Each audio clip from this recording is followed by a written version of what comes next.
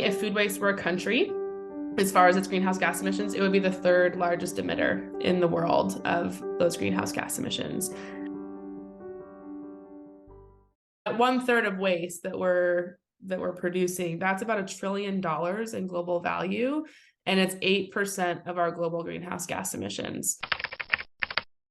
Globally, it's 1/3 of our food going to waste, which is a staggering number. But if you translate that into a behavior, so imagine you go to the grocery store, you buy 3 bags of food, you walk out, and before you get to your car, you throw a bag in the garbage.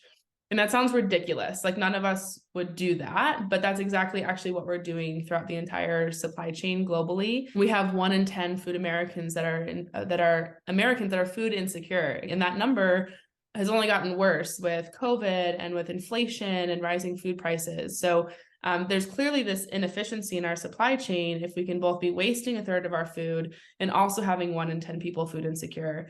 And so that, to me, I think is the duality that we really need to fix.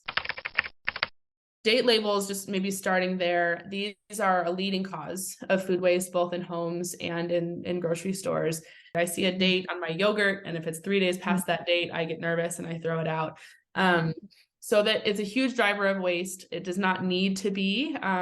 Almost all foods are safe to consume beyond these labels if they smell good, taste good, look good.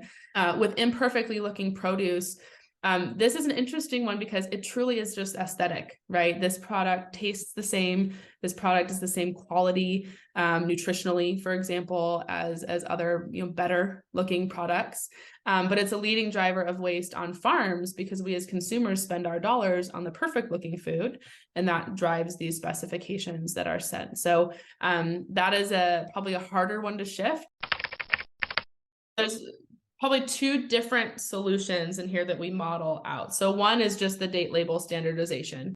So this is something we need to educate around. We need to first, I think, consolidate around a 2-label system, a quality and a safety date. Right now, we have dozens and dozens of different labels that drive confusion. And then we need to educate consumers about what they mean. The second, which I think is what you're referring to, we call markdown alert applications. So this is essentially a mobile app on my phone where my local grocery store or my local restaurant, when they're about to throw away food, either because it's approaching that date or it didn't get sold in traditional channels, they can post it for a discount and I can buy it, which is a really mutually beneficial system because for the business, again, they're not paying to dispose of food, instead they're selling it.